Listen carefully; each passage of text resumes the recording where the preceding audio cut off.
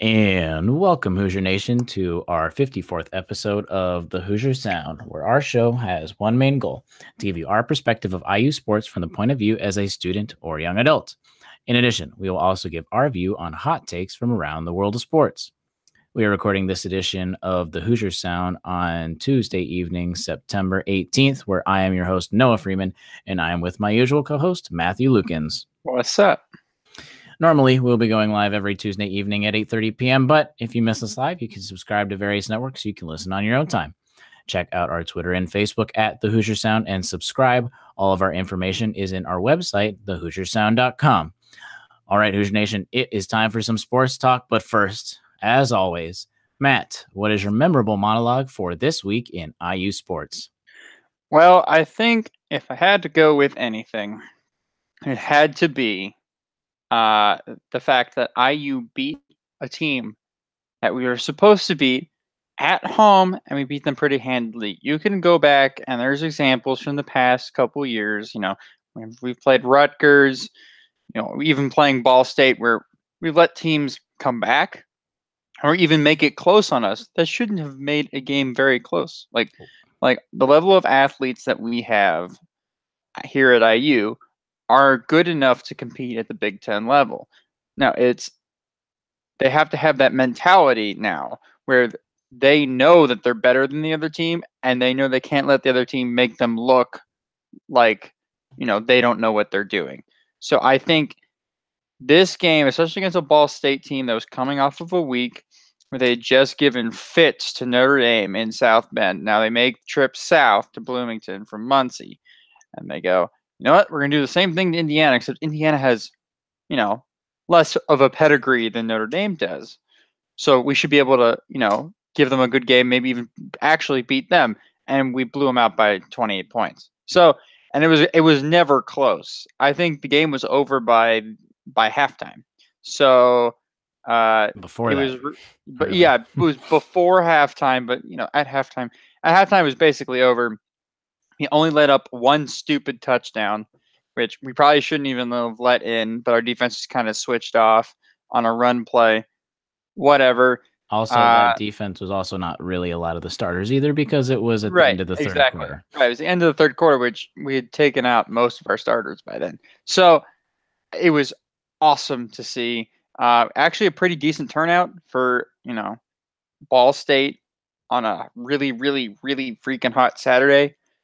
So great turnout by the fans, especially the students.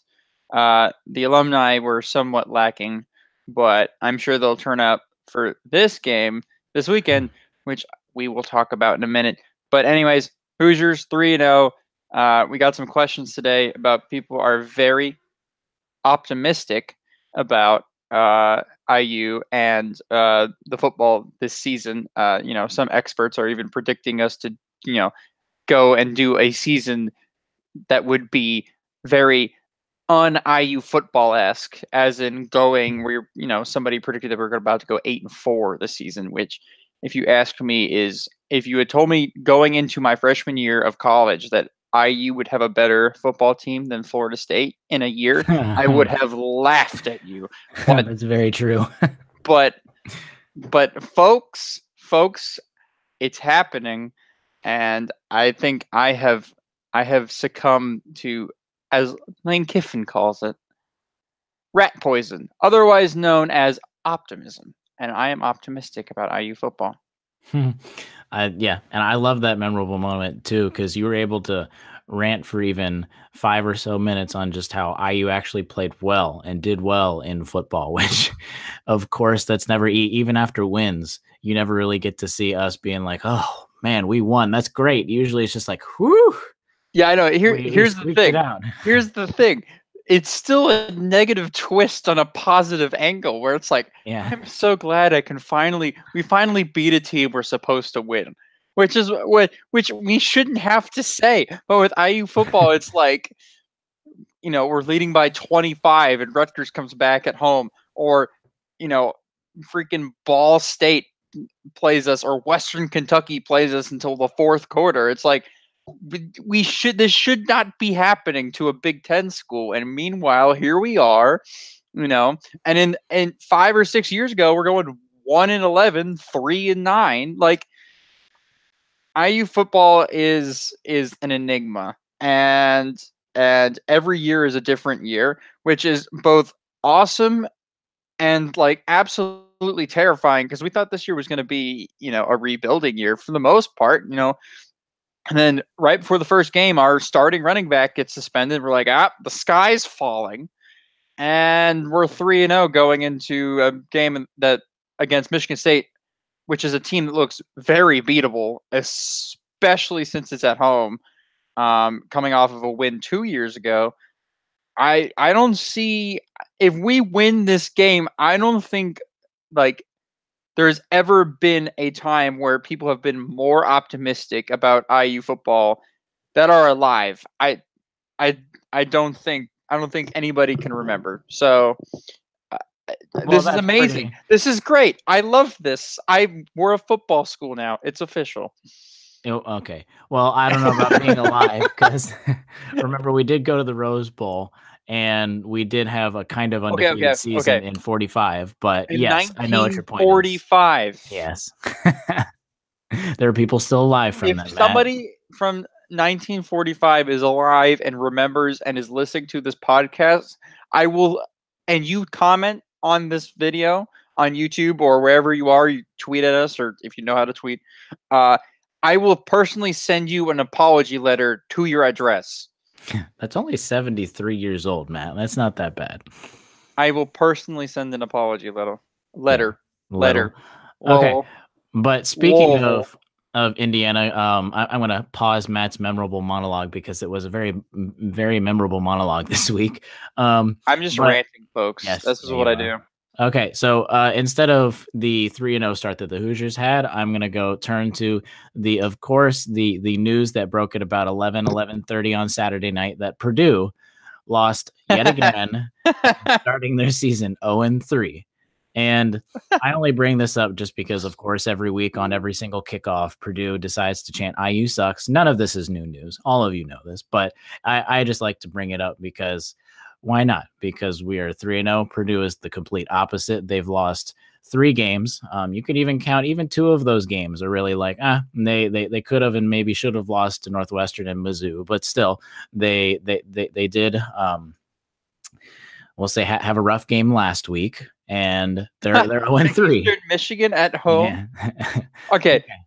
Everybody gets on them about that, but honestly, the weather was really bad, and we almost blew it against Virginia. So, like, Eastern Michigan versus Virginia, though. Okay, no, I'm not saying that. Purdue sucks, but normally, and if it was a normal weather conditions, I feel like Purdue still would have won that game. They'd be 1-2 right now, but they still would have won that game. But you know what? It's still funny to make fun of them about it, and then we play Ball State and we blow them out. So, okay, action, baby. If you're still listening to the podcast now that Matt gave Purdue just a little credit, I applaud you. But oh my God, I'm gonna go on to the next couple points I have. Where, if you didn't notice, IU football, their pass defense actually ranks first in the Big Ten. Yes, they rank first in the Big Ten and 8th in the entire nation. I don't remember the last time IU's pass defense has been that high. Of course, first 3 games, but that's at least something to hang your hat on when you're top 10 in the nation on pass defense, which we are going to need coming into this Michigan State game, which we are going to talk about later. But then some of you have also probably seen that Robert Johnson, former IU star, has gotten an invite from the Milwaukee Bucks. So he's going to be with the Bucks during training camp and everything. So we wish him all the best. But as we've already talked about a little bit with this Ball State recap, or this Ball State game, let's recap a little bit of specifics with this specific game. So, of course, we've talked about a lot of the optimism already, but let's try and go through the game and just look at some of the play from this IU team, because of course a lot of the stats look really great. 38-10 is great, but let's try and dig into some more of the deeper football that was played, because of course 38-10, there's going to be a lot of good stuff, but what specific was good? So I'm going to start with we'll go QB, running back, receivers, offensive line kind of thing. So at least with the QBs, of course, at least this year, Peyton Ramsey had another efficient game. Peyton Ramsey's been very consistent, at least with his play at QB. No matter what the conditions, no matter what weekend, he's been about the same for all of his stats. Today or on Saturday, he was 20 for 27 with 173 yards, 0 touchdowns, 0 interceptions, but he did run 6 carries for 43 yards on the ground, and one of them was a touchdown. Now, keep in mind also, those were basically about one half of stats because he played the first half and then the first series of the second half, and that was it. So very efficient. Again, didn't really make mistakes, didn't put up crazy numbers, but efficient, got the job done, got the game out of hand because, as Matt alluded to, the game was basically done at halftime. That's when Ramsey basically stopped playing. So good job, Peyton Ramsey. Yep, it was 24-3 to halftime. And then he played probably I think he played the first drive. Yeah, just the first second series. half. Yep. And I think he went 3 and out anyways, so it didn't really matter. Yeah, 20-27, 173 yards, a QBR of 85.2. Didn't throw for a touchdown, but actually with his legs ran for 43 yards and touchdown. So I think he had, what's that? Quick math, like 216 yards of total offense. So that's pretty good. And 20 for 27 is excellent. And he's not making any mistakes. I think of the 7 missed balls, 3 of them had to be somewhat downfield passes. And by downfield passes in a Mike DeBoard offense with Peyton Ramsey at the helm, I mean longer than 10 yards per attempt. But I still thought the offense was clicking. Yes, it's Ball State, but that doesn't matter. Mike Penix got on the field as well. He was 4 or 5 for 29 yards. Yeah, I was going to talk about him in a second too. He wasn't, mind blowing like he was, for the FIU game where we were like, oh my goodness, like we can see the talent. But I think that more had to do with the fact that by the time he came in, we were up 21, and then you're up 21. So like, we weren't trying to actually, kill the opposition. So we weren't throwing the ball downfield. He was just, a screen pass here, maybe a wide receiver out, maybe a slant. So he wasn't trying to throw the ball downfield. He wasn't showing off his arm at all. But 4 or 5, only missed 1 pass. That's not bad, especially for a freshman QB. He made some interesting decisions on RPOs where maybe he should have kept it and he didn't keep it. And he handed it off when we lost some yards on a running play, or he kept it instead of, handing it off, and he only got maybe 2 yards where the running back might have had a chance to go a little bit further. But those are freshman mistakes, and he's getting playing time and, snaps, meaningful snaps, which is great. And that's all you can ask for a freshman QB. But yeah, back to my main point. Reason Penix only has 29 yards, 4 or 5, and he played basically a quarter and a half or quarter and 3 quarters, is because the play calling, we weren't trying to kill Ball State. So I wouldn't read too much into, the somewhat less than appealing stat line. Yeah, I was going to mention the play calling, especially for Penix, because he was only in for 3 series, really. And basically at that point, they were trying to be conservative anyway. So I feel like they were playing him just to see what he could do.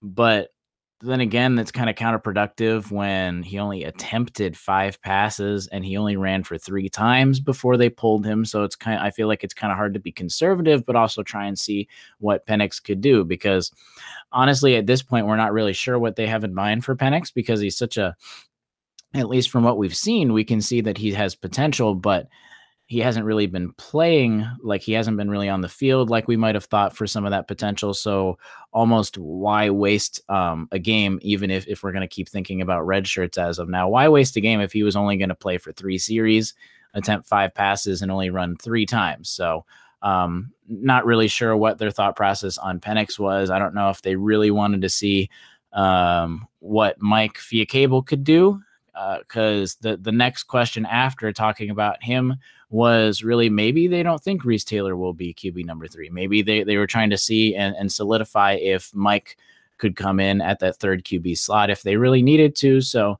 obviously, Tom Allen's a smart guy. He had a plan, but it was interesting to see how Penix really played for just a very small amount of time and how Mike had the majority of the fourth quarter. Speaking of Mike, it was good to see him again. He's yes, that's not the first time he's played, but he's really only been playing in dire circumstances, basically.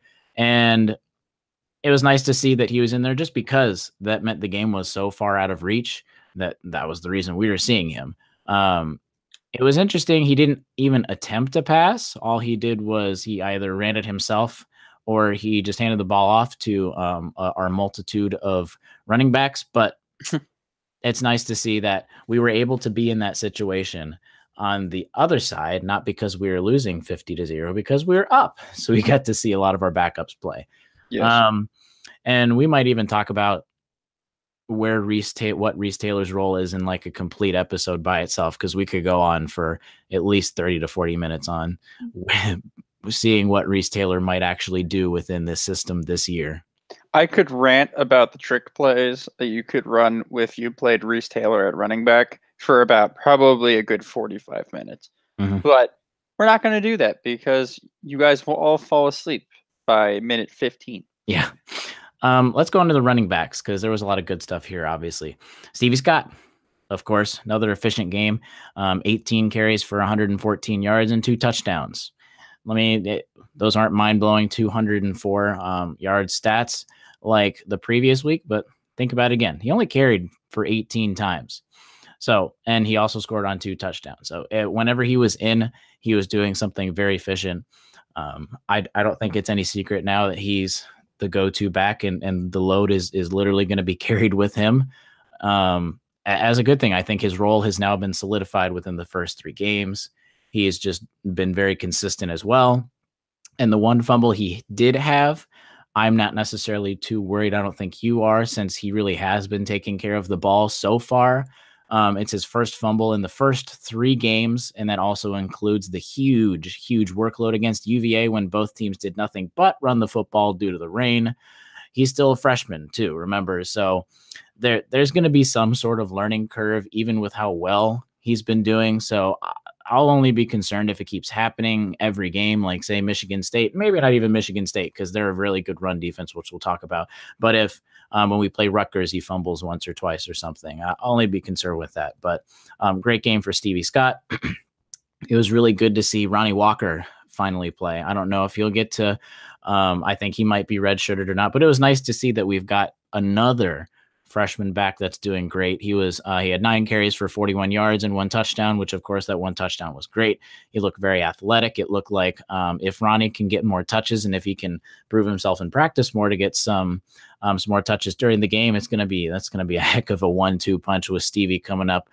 Just that hard-nosed football, and then seeing Ronnie Walker being more of that athletic back that you can come from. But in addition to those 2, we got to see 9 different people run the ball, which is really cool, which, of course, we don't have a star running back, asterisks, possibly. We don't have a star running back like at least Tevin Coleman or Jordan Howard numbers as of now, but it's good to see the amount of depth we've had, because really it was only Tevin Coleman and Divine Redding that we've only seen that kind of numbers jump out at you. So it's good to see some more depth. Hey, Stevie Scott, yeah, what you said, I'll just reiterate it. One heck of a game, 114 yards, 2 touchdowns. Yeah, he had a fumble, but I don't think Noah really mentioned it, but it was a kind of a freak play. Yeah, it was. Where he just was spinning, and he had the ball in one arm, and some guy came out of nowhere and, hit the ball perfectly, and it kind of popped out. That's going to happen. It's a football play. That's not like he's running into the arms of a linebacker and the linebacker strips the ball out, because that hasn't happened yet, which has been great. So this has been the only time that it's happened, and he's probably had about at least 60 carries this year, and he's only fumbled the ball once. For a true freshman, That's not bad. That's actually fantastic. So 114 yards, 2 touchdowns with a long of 18. Great. We have lightning and thunder in the backfield, or what looked like this game. So That Stevie 18 Scott, yard carry was a heck of a play too, with just yeah, barreling 5 people into the end zone. yes, that was fantastic. Anyways, so Stevie Scott, we have thunder, and lightning, we have Ronnie Walker Jr., who is literally just a spark of lightning on the field because his touchdown run, he was the fastest person on the field. So I like the combination of those two, along with Mike Penix for the future, is actually salivating thinking about them being here for 4 years because that backfield is just going to be stupid good.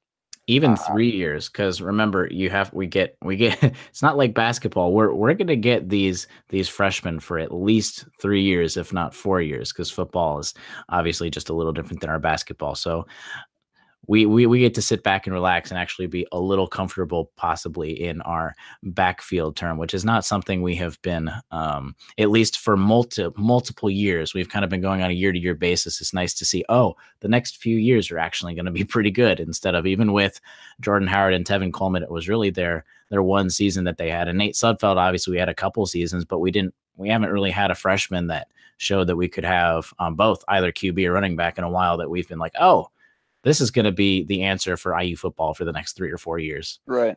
And this is how I'm going to go off on a little bit of a side tangent, but this is Quick how side tangent. Quick side tangent. But this is how you build a program, right? You have exciting young pieces that you're building around. You let the kids play, as they say in other sports, but you let the kids play. So Stevie Scott, Ronnie Walker, Mike Penix, all look great for the future. You go into some recruit's house, David Bell, and you go, look, you got this guy throwing to you, you got these two guys in your backfield. They're, the defense are going to have to focus on them. That means you get to look good because this guy is going to be able to throw to you for 3 years. Commit here, and we're going to have a couple stars on offense, right? And leave the defense, Tom Allen, who's going to figure it out. And this is how you build a program. Our offensive line has been solid for like the last 5 years. Come be the playmaker, right? And you just put you get really good recruits and you put them in place, and all of a sudden IU becomes the 4th or 5th best team in the Big Ten. So watch out, Michigan, we're coming for you. Even though they did get a 5-star safety today, and beat out Alabama but that's besides the fact. Okay. Yeah, that's fine. Michigan gets those.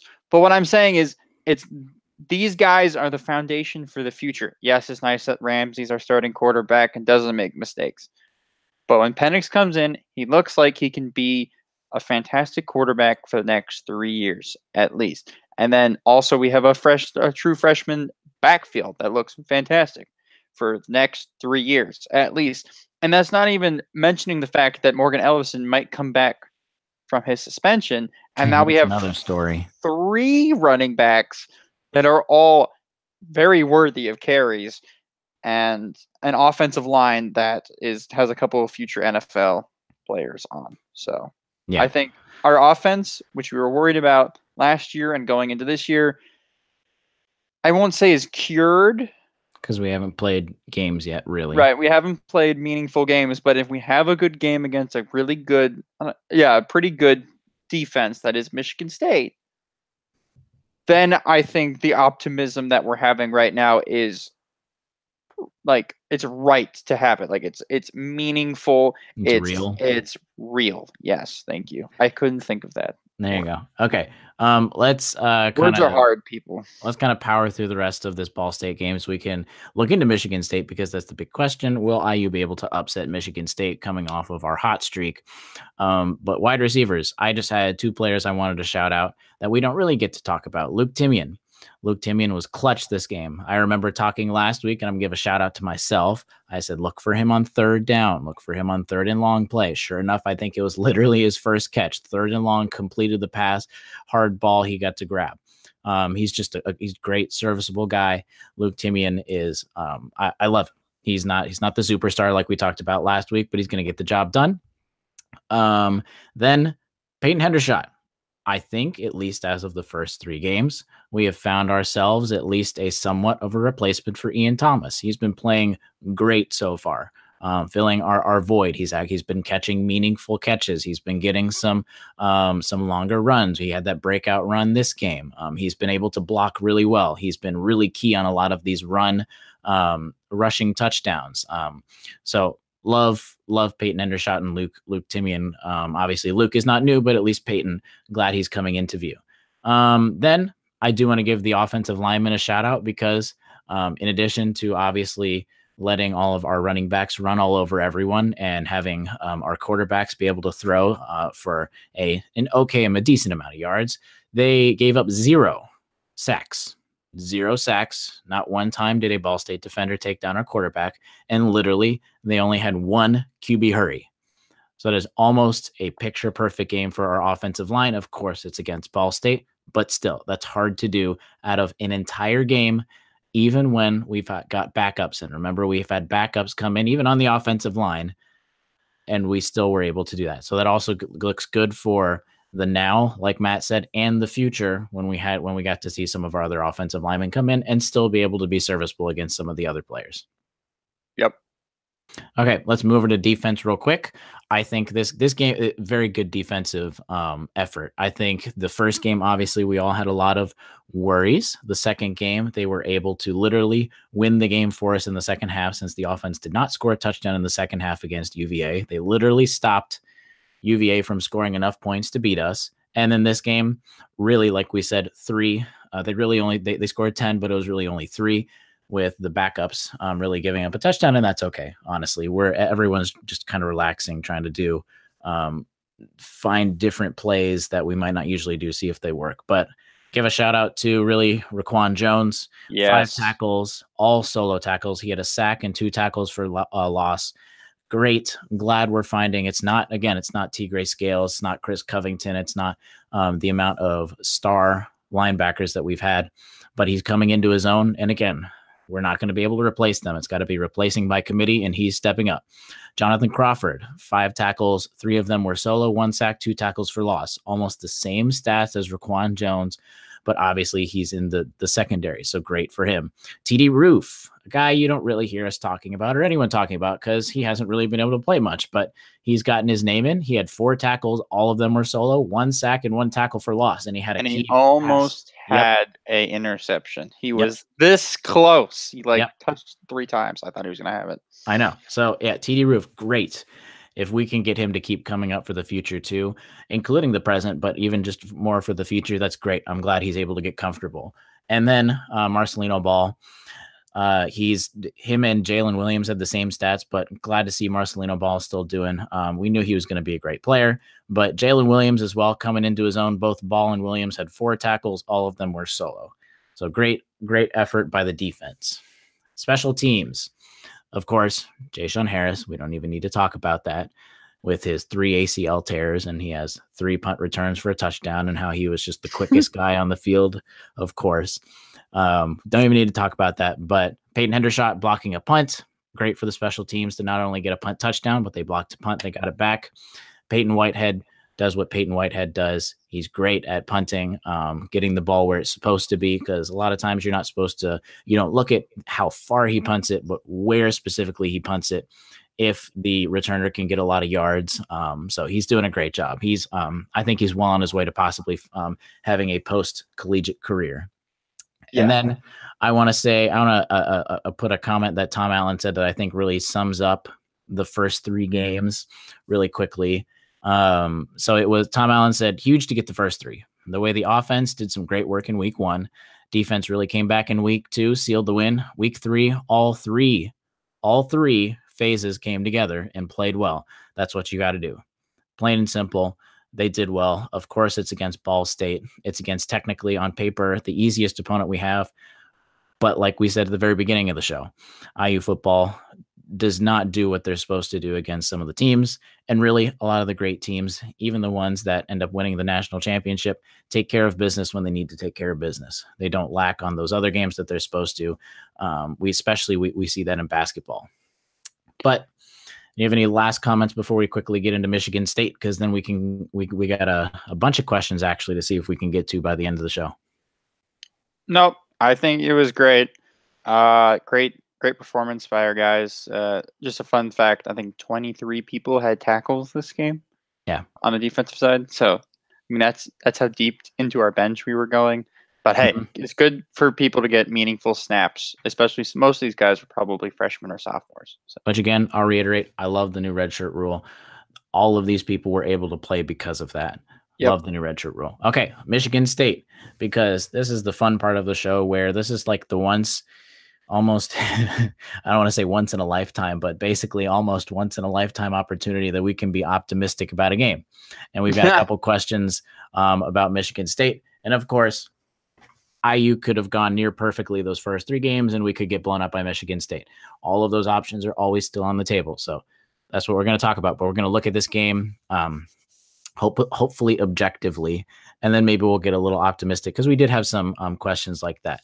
But Saturday kickoff time, 7:30 p.m. BTN prime time game, of course, come out. I don't think that even needs to be said. See if we can get back the old spittoon. Right now, it's kind of, I've looked around a bunch of places. It's basically about a 4.5 point spread in Michigan State's favor, gone up between 4.5 and 5. At one point, it went to 3.5, but really it's been about 4.5 is the majority.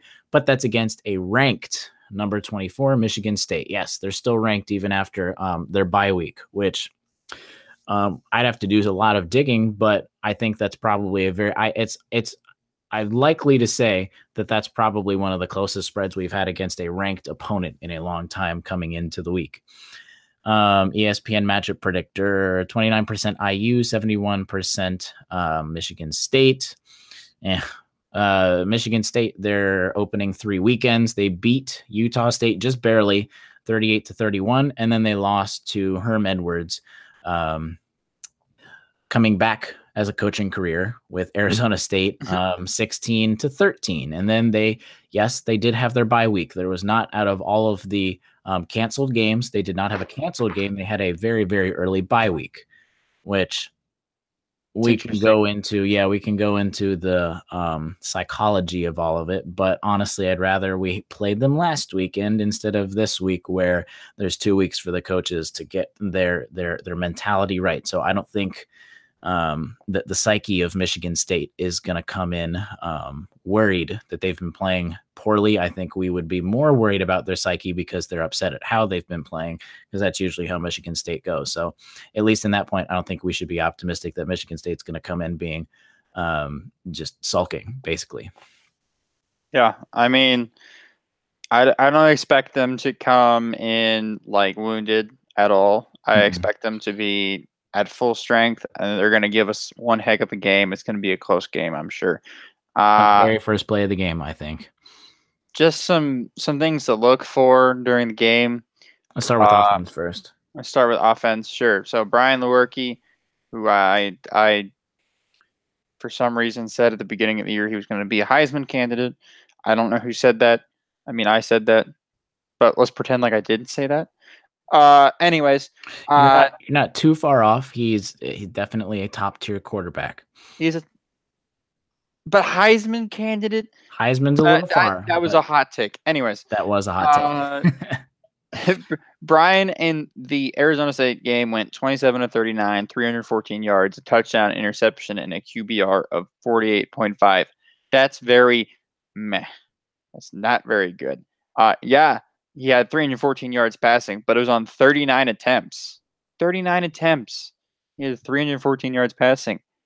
That's not good at all. That's less than 10 yards per attempt. That's really trash. And he only completed 27 of those. So that's not good at all.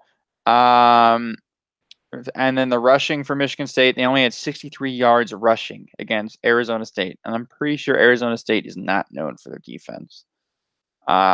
So that's not good either for Michigan State. That's great for us. Our defense has improved these last 3 games. Our first game was shaky. Second game was much better. Third game, they played lights out. This game, we will play our starters the whole time, and I am sure and I am positive that we will hold Michigan State to about 100, 120 yards rushing this game. And as long as we hold them around there, that gives us a chance to at least put some pressure on the quarterback and maybe even force a turnover or two. So I'm really excited about facing this Michigan State offense because they're not invincible. They're not Ohio State. They're not going to run us off the field. We can actually, pressure them and fight with them at the line of scrimmage on the defensive side of the ball. Yeah. A little more about Brian. So Matt is completely right about at least his statistics, but this season he is still a top tier quarterback and a top QB in the nation. He was ranked number 8 by Sporting News, like the number 8th best QB in the nation. He's only a junior, so he had a really good season last year. He had completed 59% of his passes as a sophomore for 2,700 yards. So as a sophomore, where he almost didn't really get to play, freshman year, of course, that's pretty good. So he's Michigan State's future QB. Out of his present, yes. Yeah, present and future, yeah, for one more year. Yeah, for his first 2 games, 50. He's completed 50 passes on 72 attempts, which is 69.4%. He's averaged about there this season. Of course, we got to take all of this with a grain of salt, just because there's only been 2 games, so it's a small sample size. But he has passed for 601 yards, 3 TDs, and 2 interceptions. So he's got the capabilities. And I would assume he's now coming into himself as more of a veteran because he started all 13 games for Michigan State last year. I would assume he is going to be mentally and physically ready for the game on Saturday. I would think he's going to be more on his game than he is off his game, because he hasn't been off his game too much. 2,700 yards as a sophomore year for 60% is pretty good. 60%, if that was a senior year, that wouldn't be the best if he's trying to get into the NFL. But as a sophomore, that's pretty good. Last year, he was only sacked 18 times. That's pretty good for the Michigan State offensive line. But this year, out of 2 games, he's already been sacked 5 times. So literally, basically a third of the sacks that Michigan State gave up last year has already happened in the first 2 games. So their offensive line is prone to giving up sacks, as they've given up 5 already in 2 games, and he's prone to going down. With him rushing the ball, averages about 10 or so carries per game. I don't remember which game it was. He actually ran for negative yards out of a lot of them, but he'll typically, because especially last year, he ran about 10 times per game for 20 to 30 yards. So kind of like we just saw with Ball State, runs basically what he needs to scramble. Maybe he'll get a breakout play and that'll be about it, or just a couple scrambles that go for a little bit. Running game, like Matt said, this is, I think, at least as of now, the part that Michigan State needs to figure out, because LJ Scott, he's the guy that's by far and away carried the most amount of carries for Michigan State at 30 carries. Out of 30 carries, he only has 103 yards. I'll just let that sink in for a second. That's only basically 3.3 yards per carry out of all of the carries that he's had, and that's averaging 15 carries per game. And he also has 0 touchdowns, and that is their leading back by far. The one good part about LJ Scott, though, which IU will have to look for, he's not bad at catching the ball out of the backfield. So Hoosiers can't really lose him when Lewerke is really in the pocket and trying to find an open guy, open receiver, and they can't find anyone, and he'll just dump it off because he's caught, it was 5 or 6 catches for about 60 yards or something like that. So he'll catch the ball and he'll basically get a first down if the linebackers aren't being disciplined and staying on their position. But really the only guy that spells LJ Scott is Connor Hayward. He rushed for about 10 yards or 10 carries so far. He has the only 2 rushing TDs, so it looks like he's kind of that punch once they get closer to the red zone. Like Matt said, running game is not very good so far, and our run defense has been somewhat serviceable, at least if we can go by Ball State. If we go by FIU and part of UVA, of course, there were a lot of holes, but even with a game that we're giving up a lot of holes, threatening. The receivers, they don't have a star receiver like we talked about with UVA, FIU, and Ball State. Really, they've got 3 pretty good receivers. They've got a lot of depth. The one part they've all caught, what was it, between 8 and 14 passes in their first two games for 150 to 200 yards, somewhere in between there, which is not bad. Compared to what we were worried about last week with tight ends possibly getting some catches, there has not been one pass completed to a tight end yet from Michigan State. So they are not using their tight ends whatsoever to pass the ball. Just a couple more things about the Michigan State offense. They do have the ball a lot. They will tire your defense out potentially. Against Utah State, they held the ball for about 38 minutes compared to 22 for Utah State. And then against Arizona State, they had the ball 33 minutes to Arizona State's 27 minutes. So they are going to have the ball a lot, probably more than IU. It's just a matter of what we can do with the ball. In terms of turnovers, kind of echoing what Matt said, in 2 games, they have thrown 2 picks and lost 1 fumble, compared to IU, where we have that exact same stat. We've thrown 2 picks and 1 fumble, but of course we've had 3 games. So take what you will with that offense. Depends, I think. We're going to talk about the potential of beating Michigan State in a second, but I think a lot of it is how well this Michigan State offense plays, because they have potential to play really well, but they also have potential to play really poorly, as we saw week 1, scoring 38 points against Utah State. Week 2, scoring 13 points against Arizona State. Do you have any more things about the offense? We're going to talk about defense real quick, and then talk about our predictions, at least for the weekend.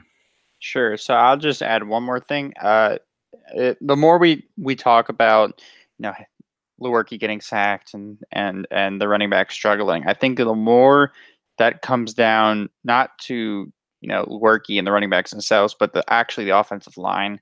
I think Michigan State's having some offensive line problems through the first 2 games.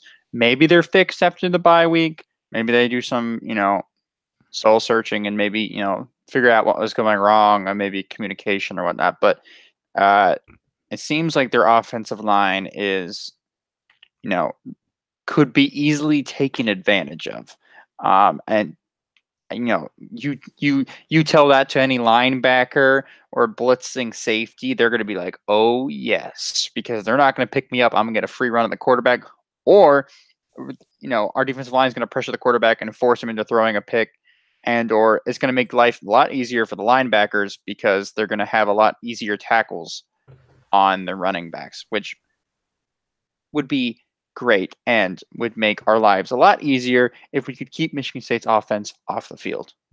Yep. And even like Matt said about wherever the blitz is coming from, again, going back to stats from Ball State, Raquan Jones, 5 tackles, 1 sack, 2 tackles for loss. Jonathan, linebacker. Defensive back, Jonathan Crawford, 5 tackles, 1 sack, 2 tackles for loss. So literally doesn't matter where in the field, at least if we try and go with the same game plan as we did against Ball State, which again had a poorer offensive line that we talked about last week than a better offensive line. So hopefully we can try and exploit the offense like we did against Ball State. For rounding out the Michigan State defense, again, small sample size. They've only recorded 4 sacks, two a game. So okay, they're getting to the quarterback somewhat, but again, it's Utah State and Arizona State. They've gotten 3 interceptions, so not too bad. They've given up a total of 47 points, which is 23.5 on average, when IU is only giving up 18 points per game. So that's you can at least see the compared differences to about the same level of opponent. Hopefully IU can keep that up, obviously, but the part I did want to potentially have an asterisk and look over for with a freshman running back with Indiana and a Michigan State team who, with all of their struggles in the first 2 games, they still have only allowed 69 total rushing yards in the first 2 games. So literally less than 100 rushing yards from their opponent for the first 2 games. So watch out for that. I think I'm not worried about it. I don't think Stevie Scott's going to go off for 200 yards again and Ronnie Walker getting 100 yards or something like that. But we should be mindful of that. If Stevie and if Ronnie plays, if they're not getting the kind of carries that they usually do, this is a better run defense. So we'll see how these freshmen, even Mike Majette, if he gets some snaps, how they're going to react to a better and bigger defensive line and linebackers. Yeah, that'll be key. But then I also think it's really easy to, go, oh, they only allowed, a certain amount of rushing Of course, yards yeah. in the first 2 games. And then you go and look at the opponents they played. Arizona State's a team that's going to spread you out. They're going to look to throw it more than they are going to run it down your throat, because that's just the style that they play over in the Pac-12, unless you're Stanford. And then, you go look at Utah State. It's a team that's a lot smaller.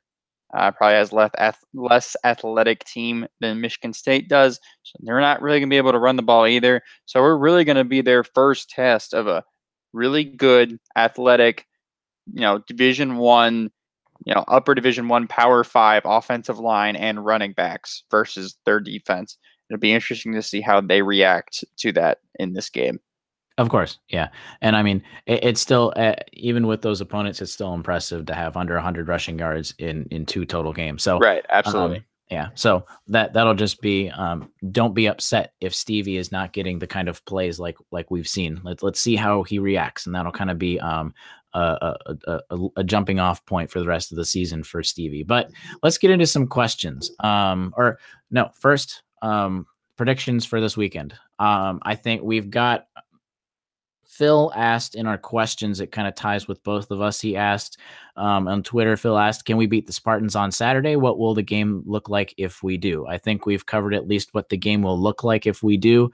A lot of it depends on Michigan State's offense versus which type of IU defense shows up. If we continue our Ball State defense, going to be great. And then is Brian Lewerke going to show up? Are the receivers going to catch the ball? Are they going to be able to catch a couple holes in their run defense? And then, like we talked about for the IU's offense versus Michigan State's defense, will Michigan State be able to stop the power rush with Stevie Scott? Maybe the 1-2 punch with Ronnie Walker if we get to see him play.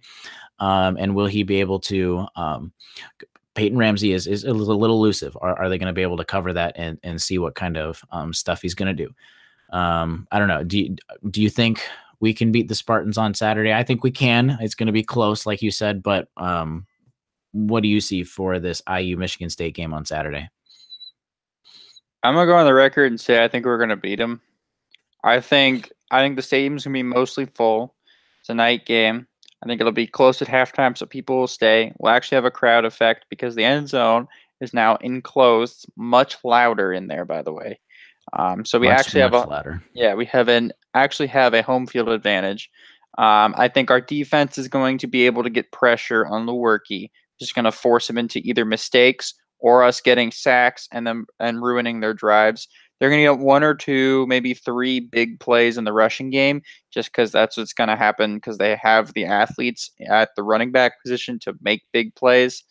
But overall, I don't think they're going to be those big plays are going to be outliers, because I think their offensive line is not going to be able to make the holes that are needed to get, the 4 to 5 yard runs against our defense.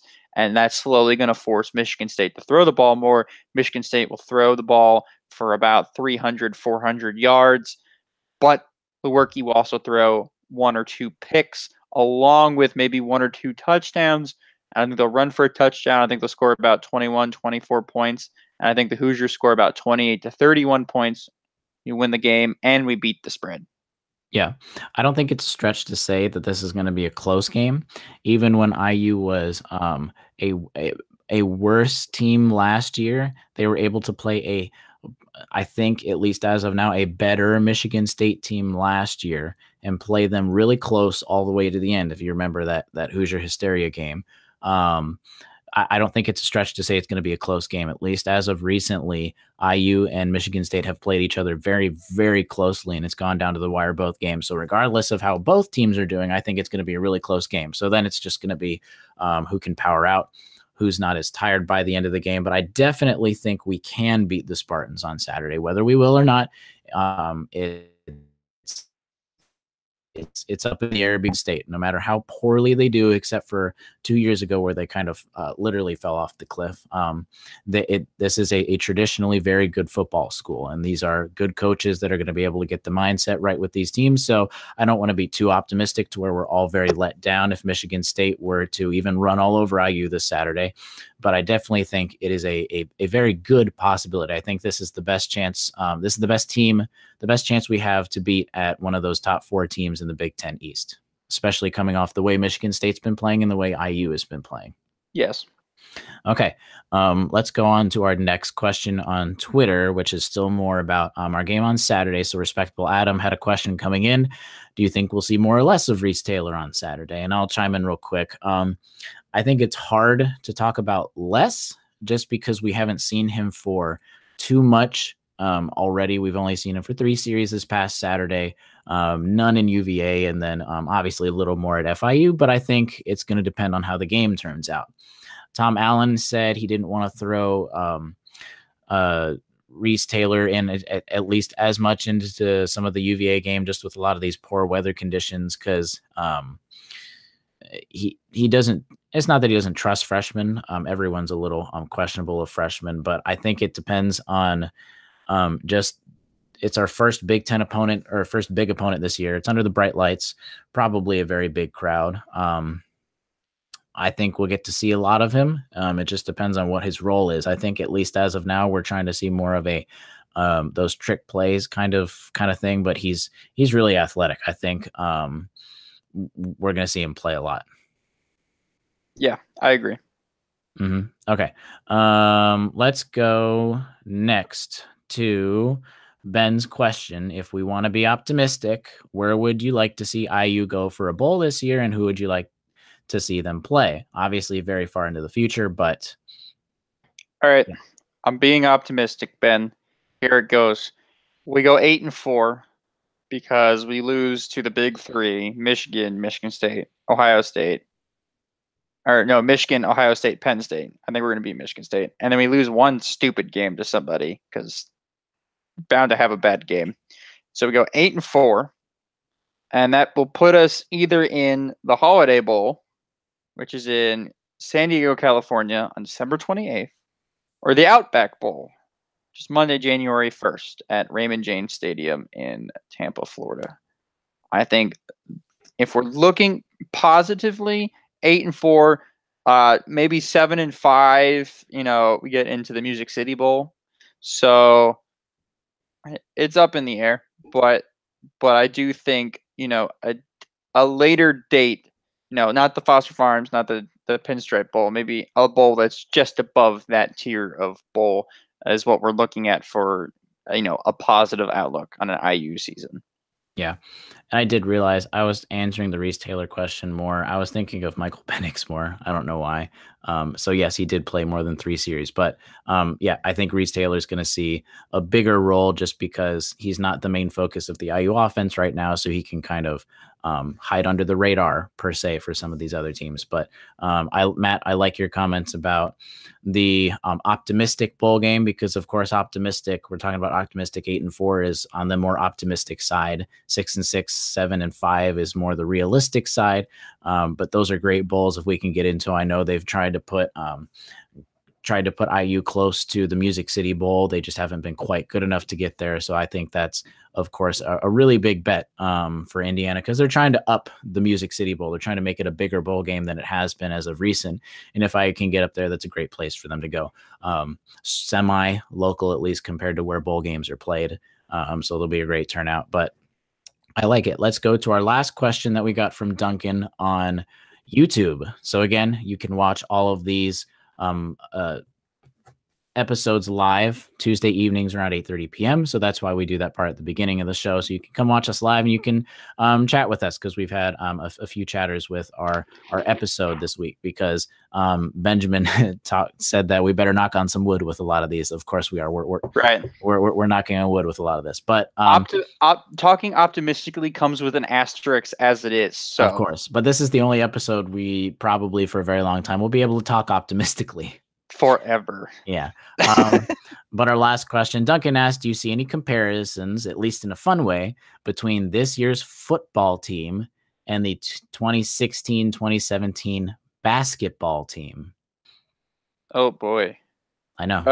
You got to think about it for a second. Go back the years. Sure. So the first thing that comes to mind for me is the fact that this team is a lot more balanced than that basketball team was, right? You go back to a Tom Crean basketball team, they're gonna kill you with offense, but then they're also gonna allow like 75 points per game.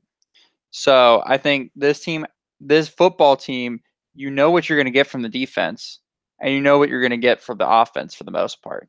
So I think this team is a lot more balanced and is a lot more consistent.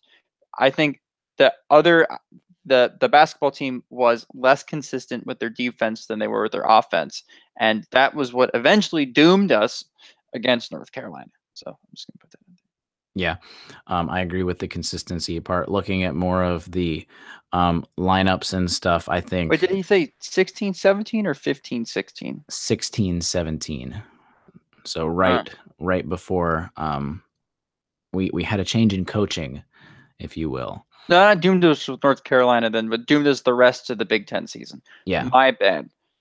Okay. But still seeing with a lot of this, I think comparisons, I don't know how much of a comparison we can get because of course we had people like OG and Thomas Bryant who were good enough to go on to the next level. And then also Rojo who getting in there, but I don't see, at least as of now, because Stevie Scott isn't on that level yet. I don't see, at least as of now, those top tier players that we have on our team. Maybe some of the defense, maybe Jonathan Crawford, Marcelino Ball kind of thing with those key guys that you're going to key on every single time, because Nick Westbrook on the offense we haven't seen as like a standout player that we thought we would see at least in the first 3 games. So at least that way, I don't know about the comparison because really it was kind of we had a couple people carrying our team and then very inconsistent the rest of the way. I don't see us being as inconsistent as that basketball team.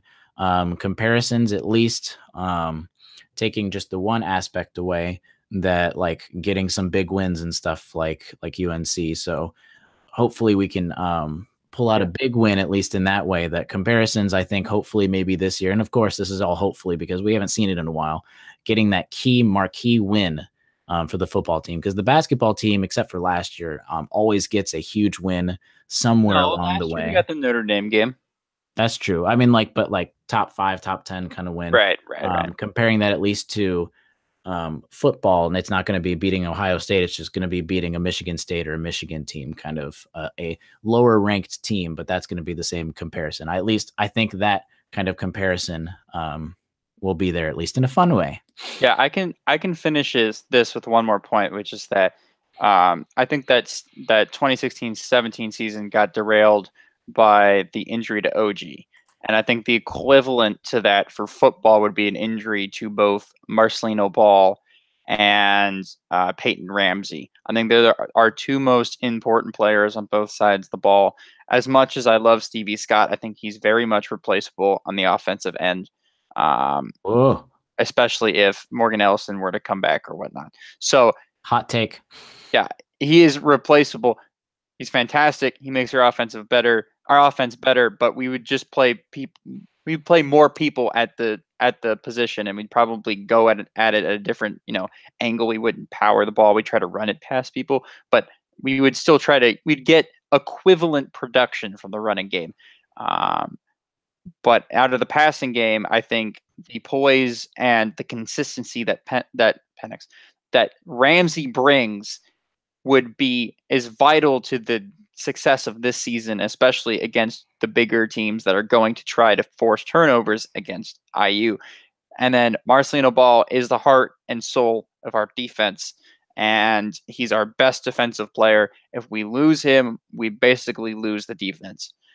So, on both sides of the ball, offense and defense, there are OG Anunoby. Yeah, I even I love that comparison. Actually, I think that's the best comparison out of all the ones we've talked to. I'd even go as far as to say is really it's just the defense. If we lose Marcelino Ball, even maybe Jonathan Crawford, that's our OG, because defense is good enough in the Big Ten to at least be able to keep up with everyone else. Right. Just because our defense won't be able to stop the amount of high-powered offenses that are in the Big Ten East. So I don't even think we need to have any change in personnel for the offense for that to happen. I think it's really going to hinge on our defense and having those captains, because remember, we don't have too many senior leaders that are the heart and soul of our team. We do have some, but it's not, we don't have a plethora of them. So it's kind of be even like the year after Yogi left, we'll do even more of a comparison where we just don't have more of that senior leadership. So losing that senior leadership on the defense is going to be a huge thing if that were to happen. But we've gone on pretty long today. Hopefully everyone got some stuff out, at least for Saturday. Of course, everyone's going to be very optimistic, very hopeful, very ready for the game on Saturday. I hope at least the rest of the students and the alumni feel the same way, because then we can get probably one of the best stadiums that we've seen in a while, next to Ohio State's home opener last year with College Game Day. Yeah, props to you that are still listening right now to the podcast. And for those of you that I know have told me use this podcast to fall asleep, I hope you're dreaming wonderful dreams about IU football. And then if you hear this, you're subconsciously thinking about it now. Anyways. Yep. That about wraps it up for our 54th show of the Hoosier Sound. Thank you all so much for joining us, especially like Matt said, if you're still listening. Stay tuned for updates on Twitter at the Hoosier Sound, Facebook, and subscribe on YouTube, and visit our website, thehoosiersound.com, to find all of our information regarding our podcast. If you enjoy the show, really tell a friend, say, hey, we really like these guys. Maybe they could follow us on Twitter. Ask a question or something, starting to get more engagement with a lot of you guys. That's really how we like to grow our audience. But speaking of questions, if you, especially you guys listening, even if you're listening on later at another time, even if it's Friday morning right before the game or something, if you have questions at all, just comment on Twitter. You can DM us, chat, send us a message at contact@thehoosiersound.com. Whatever questions you have, we will get them on our next episode. Like we just did. We just listed off 4 questions. But that about wraps it up. So thank you all so much for listening. Thank you for listening, Hoosier Nation, and we'll see you next time. Peace.